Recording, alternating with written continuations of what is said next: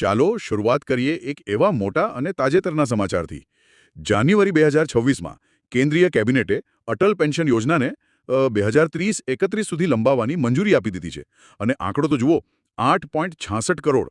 19 જાન્યુઆરી 2026 સુધીમાં આટલા બધા લોકો આ યોજના સાથે જોડાઈ ગયા છે. તો સવાલ એ છે કે આ યોજનામાં એવું તે શું ખાસ છે? આજે આપણે આની જ ઊંડાણપૂર્વક ચર્ચા કરીશું. બિલકુલ, આ માત્ર એક સરકારી યોજના નથી, પણ મને લાગે છે કે આ ભારતના અસંગઠિત ક્ષેત્રના કરોડો કામદારો માટે એક આર્થિક સુરક્ષા છે. વૃદ્ધાવસ્થામાં સન્માનભેર જીવવાનું એક માધ્યમ છે. તો ચાલો મૂળ વાત પર આવીએ. આ યોજનાનો મુખ્ય હેતુ શું છે અને એ ક્યારે શરૂ થઈ હતી? જો, આ યોજના 9 મે 2015ના રોજ કોલકાતાથી શરૂ કરવામાં આવી હતી અને એનો મુખ્ય ઉદ્દેશ, જેમ મેં કહ્યું, અસંગઠિત ક્ષેત્રમાં કામ કરતા લોકોને પેન્શન સુરક્ષા આપવાનો હતો. અચ્છા, આ કોઈ જૂની યોજનાની જગ્યાએ આવી હતી, ખરું ને? હા, આ સ્વાવલંબન યોજનાના સ્થાને લાવવામાં આવી હતી અને આનું આખું નિયમન PFRDA કરે છે.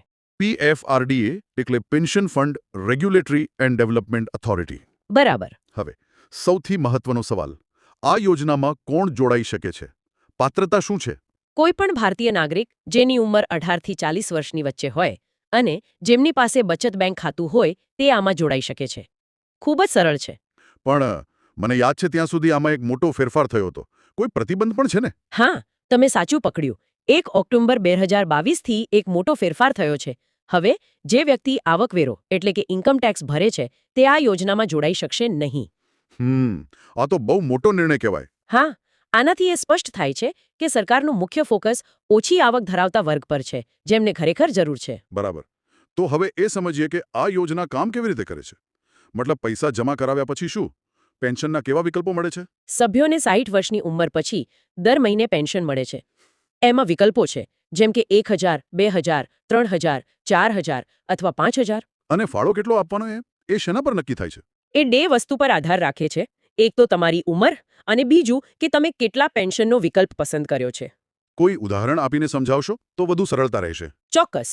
આમાં સૌથી રસપ્રદ વાત એ છે કે જેટલી નાની ઉંમરે જોડાઓ એટલો ફાળો ઓછો.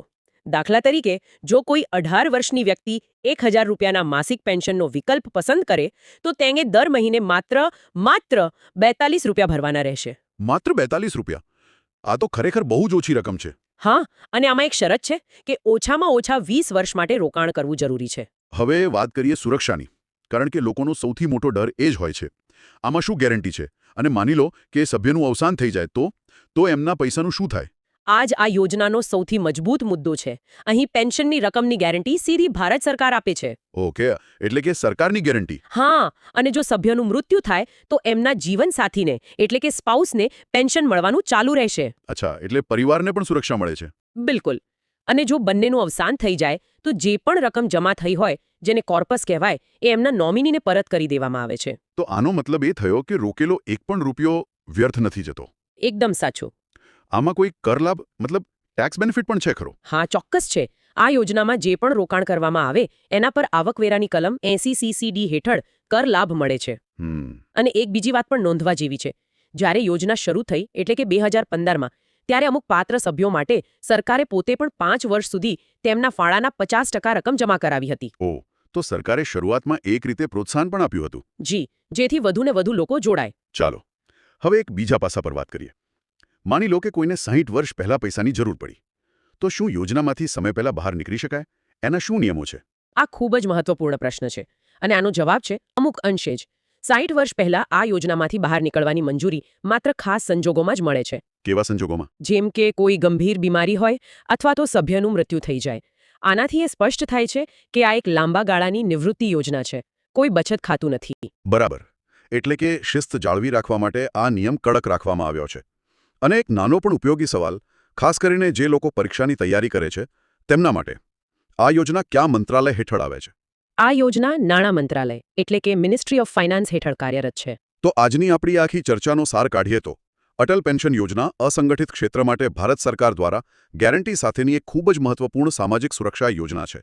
ઓછો માસિક ફાળો, નિશ્ચિત પેન્શન અને પરિવાર માટે સુરક્ષા. હા આ જ કારણો છે કે 8.66 કરોડથી વધુ લોકો આની સાથે જોડાયા છે. અને હવે તેને 2031 સુધી લંબાવવામાં આવી છે, જે એક બહુ મોટો સંકેત છે. સાચી વાત છે. જો આપણે આને મોટા પરિપ્રેક્ષ્યમાં જોઈએ તો આ યોજનાની સફળતા અને તેનું વિસ્તરણ એ સ્પષ્ટપણે દર્શાવે છે. એ દર્શાવે છે કે દેશના એવા વર્ગ માટે સામાજિક સુરક્ષાનું માળખું મજબૂત કરવા પર ધ્યાન કેન્દ્રિત કરવામાં આવી રહ્યું છે, જે ઐતિહાસિક રીતે આર્થિક રીતે વધુ સંવેદનશીલ રહ્યો છે. આખી ચર્ચા પછી મારા મનમાં એક વિચાર આવે છે. આપણે વાત કરી કે 2015માં સરકારે શરૂઆતના સભ્યો માટે પોતાના તરફથી પણ ફાળો આપ્યો હતો, એક પ્રોત્સાહન તરીકે. તો આ યોજનાની આટલી મોટી સફળતાને જોતા અને હવે બદલાતા આર્થિક સંજોગોમાં શું ભવિષ્યમાં નવા સભ્યોને આકર્ષવા માટે સરકાર ફરીથી આવા કોઈ સહફાળા જેવા પ્રોત્સાહન પગલાં વિશે વિચારી શકે છે? આ ખૂબ જ રસપ્રદ વિચાર છે. ખાસ કરીને એવા લોકો માટે જે કદાચ વધુ પેન્શનનો વિકલ્પ લેવા માંગતા હોય પણ ફાળો ભરવામાં અચકાતા હોય. આના પર વિચારવું રહ્યું.